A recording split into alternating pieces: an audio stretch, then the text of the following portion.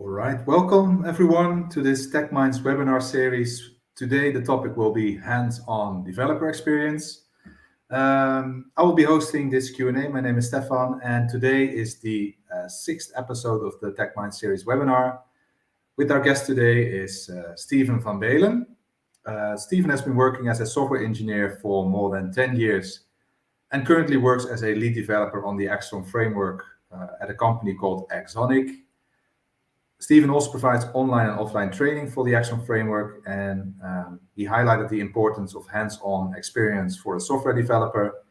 And today we'll be talking all about that. So welcome, Steven. Hi, everybody. Nice to meet you all. Thanks for introducing me there, Stefan. Nice to electronically meet you. Huh? Yeah, welcome to Amsterdam Tech and the Tech Mind series. Mm-hmm.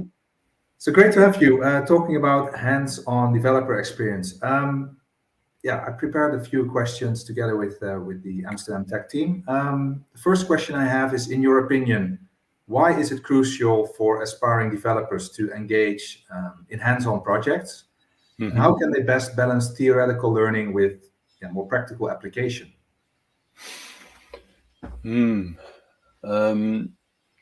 So I'm going to answer this. I'm going to do a little bit of background. So I studied at the Vrije Universiteit in Amsterdam. And I also did a master's there.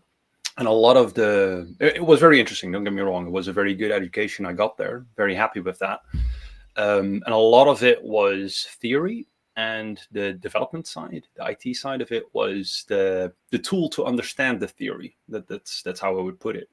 And that was, very helpful to get a grasp to a lot of the concepts. However, when I finished my studies, I went for a job. I figured, okay, what the language we used most was Java. So I figured, let's try to be a Java programmer, I guess. I didn't really feel like doing, how do you call that, research into IT. That wasn't really my thing. I really wanted to build something because that was the thing I liked most. So I went that route, and I started at a company called Trifork. Still exists, actually.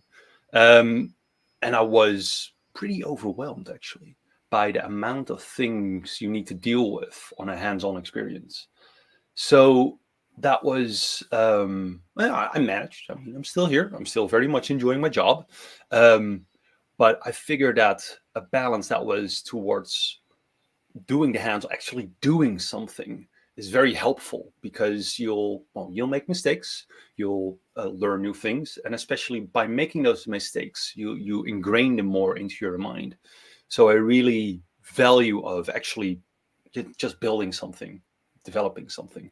To me, that was or still is actually a very important tool to understand how to proceed with something. So are you saying with that more or less your developer heart came alive when you actually started to do stuff compared to the more theoretical foundation that you had the years before? Yeah, for me, that's definitely true. I mean, a lot of my peers during the courses were, I think, happier with what they were doing, with the focus on theory in there. I, in hindsight, would have likely preferred more of a practical thing to it. Mm-hmm. So more exercises, more team things, more trying out how to build application X, Y, Z. And well, like I said, I've been able to do so through the years. So I'm very happy I got that opportunity. But that's what made it click for me better. Yeah. Cool. And why Java? Was that sort of the off-the-shelf language you learned during your studies in Amsterdam, and therefore a logical choice, or were there like several programming languages that you were looking into, and this one came up because it was what Trifork needed, or how did that sort of come along? Very fair question. The focused program courses were around Java. So the most broadened perspective of how to use a programming language for me was based on Java.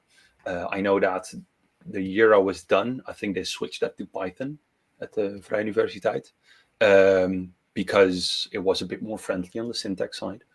So yeah, it just came natural. I did most of it in Java, so I went that route, which doesn't mean I only had Java, because I also did Python. There are also the scripting stuff was in there with JavaScript, CSS.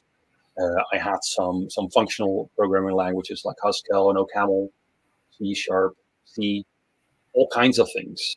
It was a bit to the discretion of the tutor what kind of language we used. So what tool we used to understand the theory, and that tool just always switched.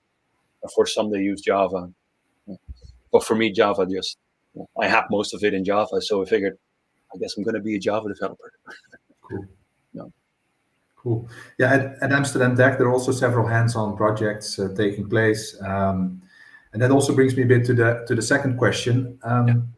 How did this hands-on experience complement your formal education in computer science, and what specific skills or insight did you gain that you wouldn't have from the theory alone? Oh, how do I?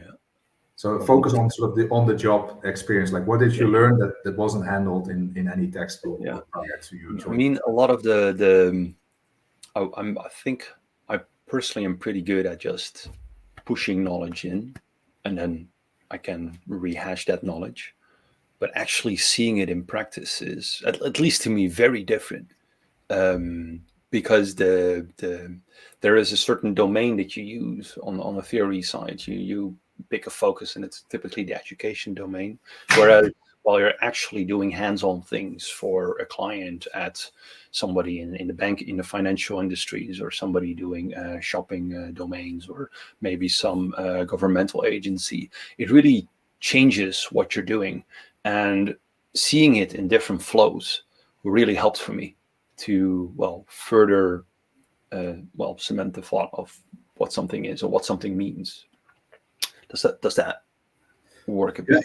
Can you give one example of such a flow? How do you visualize that, or how can the audience get sort of an understanding of what you mean by flow? Yeah.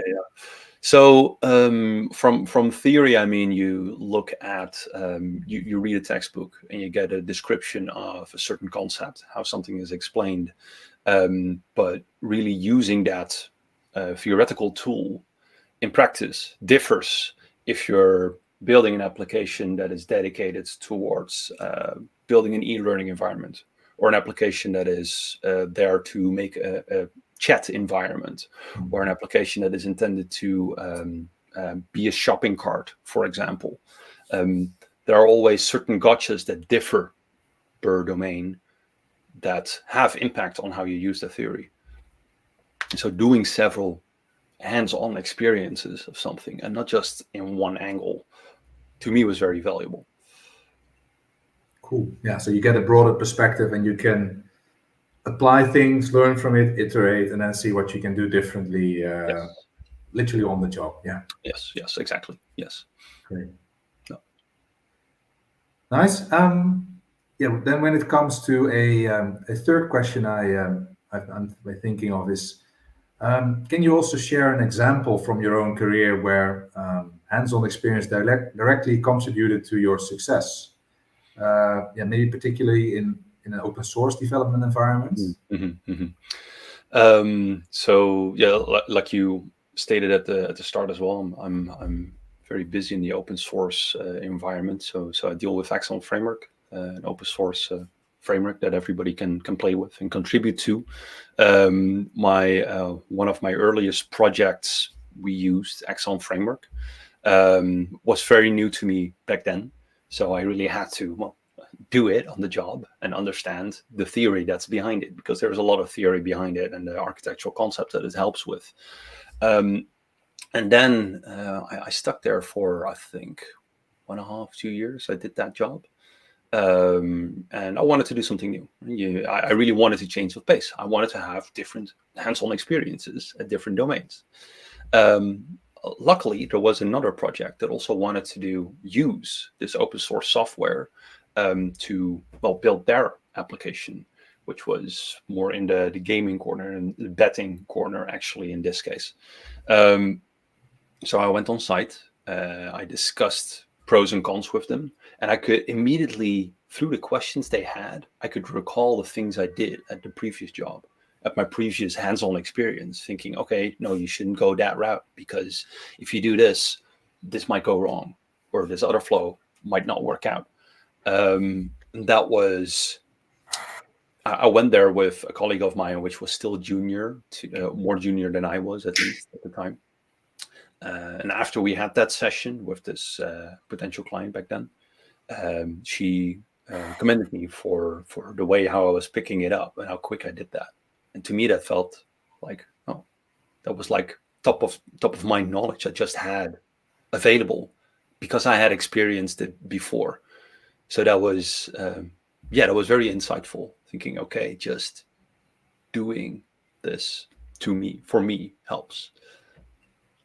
Yeah, and putting it into practice, and then sort of duplicating the efforts in a different context, but the right way to do it. Yeah, that was the hands-on experience, putting into practice again, hands-on, I guess. So, yeah. Nice. How this might relate a bit more to the open source side of it. I guess some of the attendees here are familiar with things like Stack Overflow. You also have, on Discourse, you also have a lot of places you can go to gain information about a certain language, a certain library, a certain architectural principle in IT. You can just attach yourself and see what's happening. I also did that, but then for Axon Framework, and then going through that process of seeing what all these different people coming from different sides of the world with different angles ask, or the issues they face, was such a great learn master to me as well. Because on your own, you can only do so many projects. You cannot, split yourself into doing 10 of those in a month or so. I typically, in the job, you're dedicated to a client, maybe 2 at a time, not that much more. Whilst if you take the, let's call it forum approach, that you see what other people are doing and just going to help out, well, that's so, that was very invaluable as well. And that is more of a open source mindset to me, because you're contributing on a different level. You're not necessarily contributing code. You're contributing on the understanding of other people of how to do something, how to solve it. Okay. Yeah. Thank you. Yeah. Another question. Do you have some words of advice for future students who are considering, going for a software engineering degree or doing something else in the domain of software? Could also be related to machine learning or AI or the broader meaning. So anything based on your own experience in the last years that you would say, hey, this is very important to consider? I think there are 2 things that come to mind here. The first of that is that when I was studying, I was really somebody that, I valued going to a party, meeting friends, having a drink. But there were a lot of students in my year that did plenty of these exercises in their own spare time. So IT or programming was their hobby as well. And I really like this.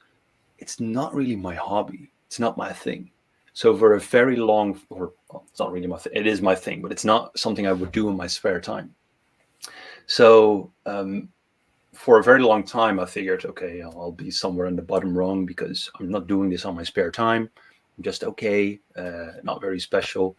I think as times have changed, or the experience I've gained over the last 10 years, seeing how I'm interacting with people, the value I still provide, even though I'm not somebody that in the ethic I'm in right now, also programs at night or in the weekend, I'm still there. So what I want to say with this, if you also feel acquainted like that you like this, you're okay with this, but it's not 100% everything you do, nothing wrong with that.